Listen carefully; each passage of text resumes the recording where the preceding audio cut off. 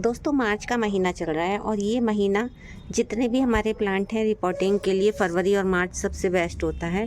और जितने भी हमारे लिली वाले प्लांट होते हैं, बल्ब वाले प्लांट होते हैं, उनकी रिपोर्टिंग के लिए भी बहुत ही अच्छा महीना होता है। तो रेन लिली, एमरल्स लिली और रजनीगंधा, जितने भी बल्ब वाले प्लांट हैं उन सब की हम इस समय रिपोर्टिंग कर सकते हैं, क्योंकि इनमें फिर कुछ ही समय बाद फ्लावरिंग स्टार्ट हो जाएगी, कुछ महीने में ही। तो देखिए आज मैं ये मेरे लिली के जो प्लांट हैं एमरल्स लिली के, इनमें फ्लावरिंग हो उसके लिए मैं क्या क्या काम करने वाली हूँ। काफ़ी समय से ये मेरा प्लांटर रखा हुआ है और इसमें पत्ते की देखिए, पत्तों की ग्रोथ कितनी अच्छी हो गई है। फरवरी मार्च में इनमें फ्लावरिंग की स्टार्टिंग हो जाती है, फ्लावर आने शुरू हो जाते हैं मार्च अप्रैल से। तो चलिए इसकी रिपोर्टिंग कर देते हैं। इसको हम बल्ब से भी लगा सकते हैं। इनके बल्ब को जब ज़्यादा ठंड होती है तब हमें इनको सेव करके रख देना चाहिए 2 महीने के लिए। दिसंबर में, नवंबर दिसंबर में इनको निकाल के रख देना चाहिए, या फिर अगर हम पॉट में लगे रहने देते हैं तो फिर उसमें पानी डालना बहुत कम कर देना चाहिए। और पत्तों की कटिंग भी करके रख सकते हैं हम, नहीं तो बल्ब को निकाल के भी सेव कर सकते हैं, दोनों तरह से रख सकते हैं। और जैसे ही फरवरी और मार्च का मंथ आता है तब हम उन बल्ब को दोबारा से ग्रो कर सकते हैं। लेकिन अगर मैंने जैसे पॉट में ही लगे रहने दिए थे और देखिए बिल्कुल भी पानी नहीं दिया हुआ है, मिट्टी बिल्कुल एकदम सूखी हुई है, तो इस तरह से हमारी मिट्टी में भी बल्ब सेव रहते हैं। तो चलिए अब हम इन बल्ब को निकाल के और नई मिट्टी में दोबारा से ग्रो करेंगे। तो चलिए निकाल लेते हैं इनको। निकालने से पहले इनके जितने भी ये बड़ी बड़ी लीव्स हैं इनको मैं कट कर दूंगी। देखिए ये सारी लीव्स मैंने कट करके अलग कर दी हैं। और अब आप बल्ब का साइज़ देखिए, हम एक बल्ब लगाते हैं तो उसी से बहुत सारे बल्ब बन जाते हैं। ये देखिए इसमें कितने सारे बल्ब बन गए हैं। और इस वाले बल्ब का साइज़ देखिए कितना हेल्दी बल्ब है। बल्ब जितना हेल्दी होगा उतने ही अच्छी फ्लावरिंग हमें मिलेगी। और ये सब रूट्स भर गई हैं, तो चलिए इनको निकालते हैं। देखिए कितनी ज़्यादा इनमें रूट्स भर गई हैं।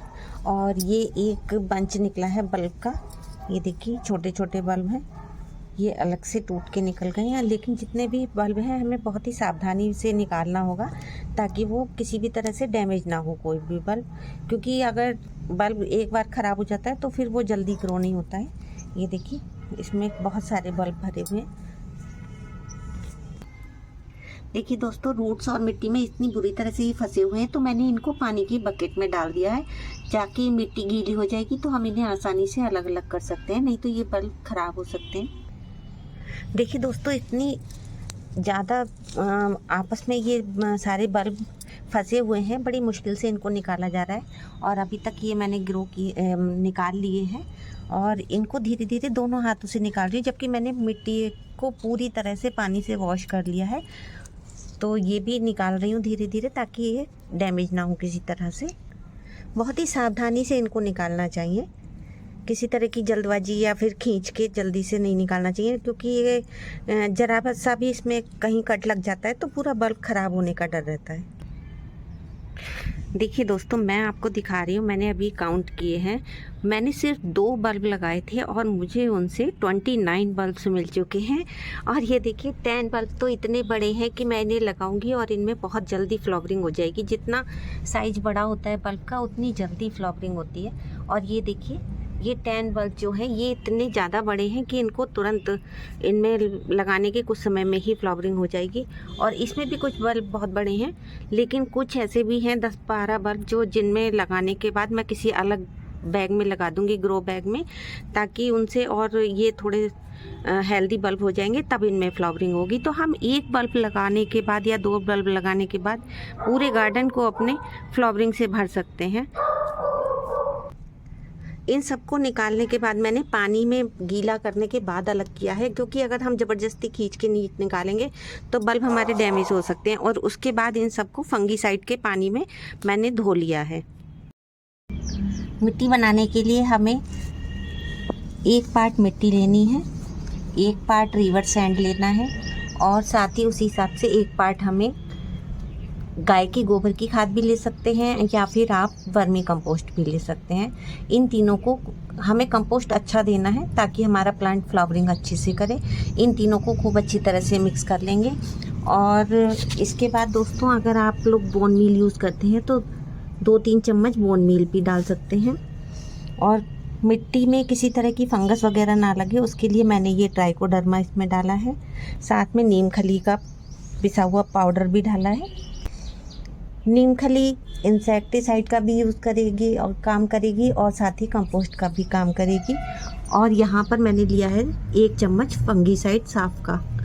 तो फंगीसाइड ज़रूर यूज़ कीजिए क्योंकि कई बार बल्ब हमारे जो है फंगस लग जाती है। बल्ब वाले जितने भी प्लांट हैं उसके लिए मिट्टी भी इतनी रिच बनानी चाहिए कि उसमें पानी बिल्कुल नहीं रुकना चाहिए, क्योंकि अगर उसमें पानी रुकेगा तो हमारे बल्ब जो हैं बहुत जल्दी ख़राब हो जाएंगे। और दूसरी बात, कई बार हम बाहर से बल्ब मंगाते हैं, उनमें फंगस वगैरह आई हुई होती है, किसी भी तरह से फंगस लग सकती है। तो आप ट्राइकोडर्मा का मिट्टी में यूज़ कर सकते हैं। फंगीसाइड से उसको बल्ब को धोकर और या फिर मिट्टी में भी फंगीसाइड मिला सकते हैं साफ का। यहाँ पर मैं 2 तरह के प्लांटर ले रही हूँ। एक तो ये 12 इंच का प्लांटर ले रही हूँ इस टाइप का, और दूसरा ये ट्रे वाला प्लांटर ले रही हूँ। और होल होना बहुत ज़रूरी है। देखिए मैंने इसमें बहुत सारे होल किए हुए हैं। जितने भी बल्ब वाले प्लांट हैं उनमें उनके लिए प्लांटर में होल काफ़ी सारे होने चाहिए। जो सबसे ज़्यादा हेल्दी बल्ब होगा वो उतनी ही जल्दी और उतनी ही अच्छी मात्रा में फ्लावरिंग करेगा। तो चलिए ये जितने भी हेल्दी बल्ब हैं इनको हम ले लेते हैं। इस 8 इंच के प्लांटर में मैं 1 ही बल्ब लगाऊंगी और ये 12 इंच वाले में हम 2 से 3 बल्ब लगा सकते हैं, और इसमें भी हम 3-4 बल्ब लगा सकते हैं ट्रे में। तो चलिए सबसे पहले इसमें हेल्दी बल्ब को लगा लेते हैं। बल्ब को लगाते समय हमें पूरा इसको ढकना नहीं है, इसका ऊपर का पोर्शन ओपन रहना चाहिए। अगर हम इसको पूरा कवर कर देंगे तो इसमें फंगस आ सकती है। यहीं से नए लीव्स वगैरह निकलेंगी और जो फ्लावरिंग होगी वो स्टॉक भी यहीं से निकलेगी। तो इतना ओपन रहना चाहिए, क्योंकि बाद में धीरे धीरे हम कंपोस्ट देंगे तो थोड़ा सा और इसमें मिट्टी वगैरह ऐड हो जाएगी। तो देखिए हमने एक प्लांटर में 1 बल्ब को ग्रो किया है। देखिए ये सभी प्लांट लगा दिए हैं मैंने, और अब इनमें हम पानी लगा देंगे और पानी खूब अच्छी तरह से लगा देंगे ताकि नीचे तक मिट्टी गीली हो जाए।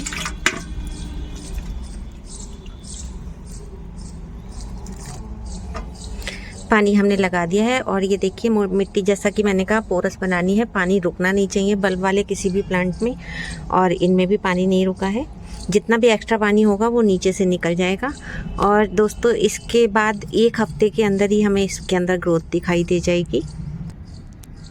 और इतने सारे बल्ब हमारे पास ये बच गए हैं। बहुत ज़्यादा छोटे बल्ब नहीं है, इनको भी मैं लगा सकती हूँ, लेकिन दोस्तों इतने ज़्यादा प्लांटर मेरे पास नहीं है खाली। तो मुझे जो भी अपने पड़ोस में या कोई भी मुझसे लेना चाहेगा मैं उसको ये बल्ब दे दूँगी। बस मैं लोकल वाले को ही दे सकती हूँ, बाहर किसी को नहीं दे पाऊँगी। तो ये मैं कोशिश करूँगी मैं किसी को दे दूँ ताकि वो अपने गार्डन में इन्हें लगा ले।